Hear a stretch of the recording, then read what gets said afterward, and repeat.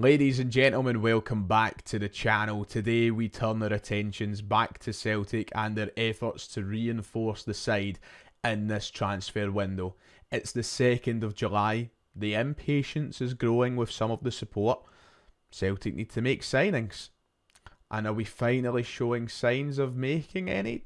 Not particularly, but there is some stories to talk about. We have been linked with a player that reinforces the back four. So that and a couple other things to go over.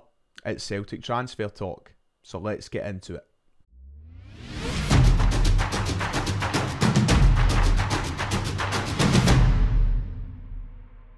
If you haven't already, please make sure to hit like and subscribe. It would be much appreciated. We're back talking about Celtic today following yesterday's kit ranking video. And it's Celtic transfer talk time. It's the 2nd of July, which means the transfer window is open all over the continent. We can sign as freely as we like from anywhere across Europe. Celtic need to start making moves.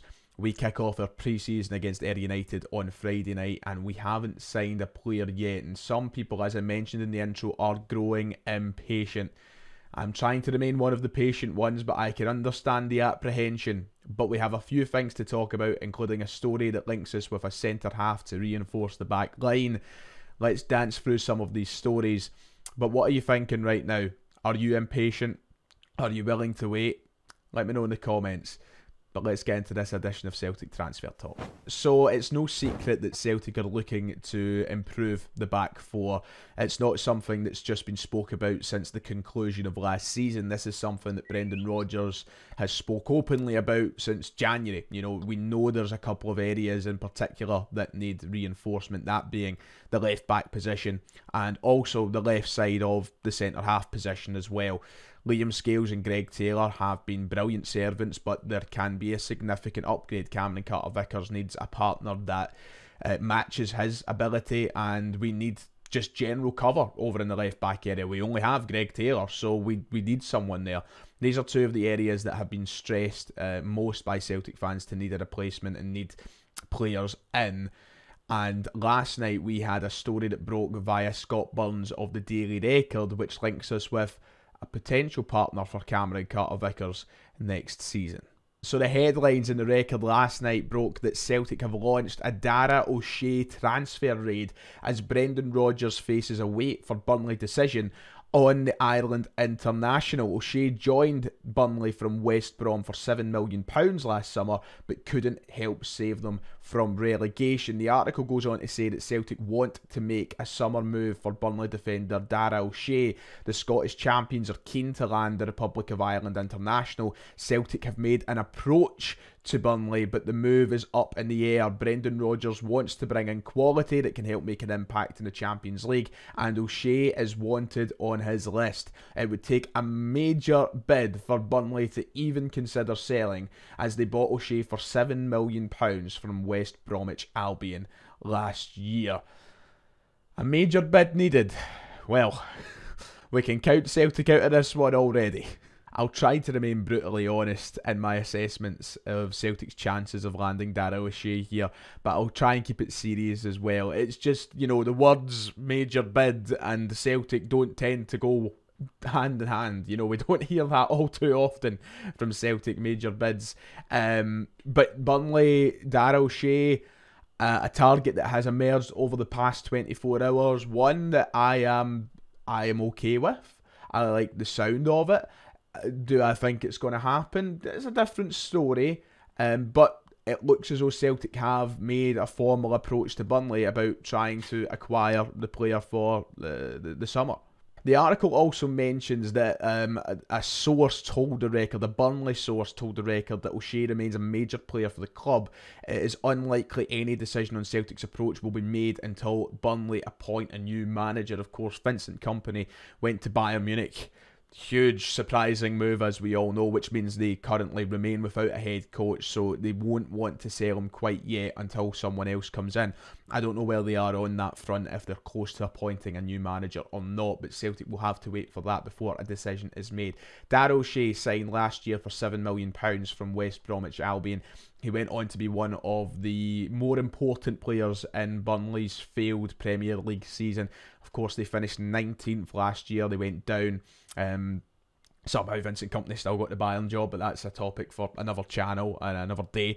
DARA SHEA, one of the more trusted players in Vincent Kompany's setup last year. He started 33 times across the Premier League, chipped in with 3 goals and 4 assists as well. Here's an interesting fact for you about DARA SHEA and his season last year. With his 3 goals and 4 assists in those appearances, O'Shea was tied for second most goal contributions in the entire Burnley team, and he's a centre-half.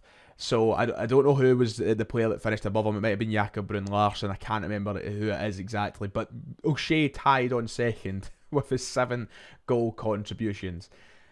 Insane. The biggest negative surrounding DARA SHEA is the fact that last season he was only able to help keep 1 clean sheet for Burnley.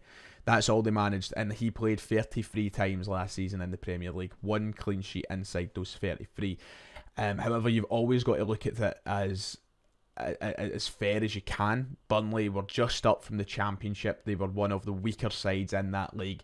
Vincent Kompany also with a very positive approach to the game, where he wasn't trying to sit back and keep clean sheets, try to play nice football, score goals. It didn't quite work out for Burnley, but in doing so, DARA SHEA made a good first impression for Burnley supporters. I'm not going to go out and say that he had a great season by any stretch of the imagination. I don't think any Burnley defender really did, but he was definitely one of the better players.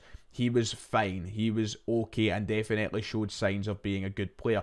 And he showed that previously when he was with West Brom as well. He played an awful lot for them. It's the reason he got his £7 million move to the Premier League last year. There is definitely talent in there with DARA SHEA. Also capped 26 times for the Republic of Ireland. I'm sure that will please Celtic fans as well. Let's not think about the last Irish centre-half that had to play for Celtic. I'll just say that. So, back to the story itself. It is said that Celtic have asked the question to Burnley. We won't have an answer anytime soon, but he's high up on the list for centre-halves this summer. Brendan Rodgers really wants him. We've also heard about Chris Mepham, who is from a similar sort of situation with Bournemouth. The thing is, with Bournemouth, obviously, much better side. Chris Mepham didn't play as much as DARA SHEA did last year. Chris Mepham kind of fell out of favour at Bournemouth, whereas DARA SHEA is still highly valued by Burnley. And after signing him for £7 million last year, what is it going to take for Celtic to sign him this year? Because if Burnley turn around and say they want anything between £10-15 million, I really can't see Celtic going for that. I just can't see it. I think they will look at other options. I like the shout of DARA SHEA. If anything, he's actually somebody who I watched in the Premier League last year and thought, he looks okay. And I actually considered him as a player that we could speak about on this channel, but Premier League players usually a no-go zone for Celtic, especially if they're playing week in, week out. I think it would take a significant amount of money for Celtic to make this happen. And even if we did get past the transfer fee part of it, and even if we agreed a deal, you've then got the wages on top of that, which becomes a problem. I don't think he's on a hell of a lot of money at Burnley by any stretch of the imagination. Probably money that Celtic could top. Burnley aren't, one of the big teams. But it's still, we look at how we operate, it's still something you don't expect Celtic to go and share. You can see Peter Lawwell already offering him £5,000 a week after passing the £8 million transfer fee. So, yeah, his name has been thrown about. I think it's a good option should Celtic try to pursue it. If Burnley allow us to pursue it, I just wouldn't get too carried away with it, because I don't know if it will go the full way. Contracted until 2027. There is still 3 years on his deal with Burnley, but Celtic obviously have that huge advantage of European football, of competing for trophies. Burnley are back in the second division of the English pyramid and don't have a manager yet to make the route back to the Premier League clear. There's no guarantee they will go and challenge for promotion again this season, so DARA SHEA might look at this as a huge opportunity. I'd imagine, as being a Republic of Ireland international, it's one of those attractive moves for him as well. So, yeah, listen, DARA SHEA, keep an eye on it. We'll hear if Burnley get back to Celtic very, very soon, I'd imagine. But my last word on it all is don't get too carried away with it, because I think they'll want a hell of a lot of money.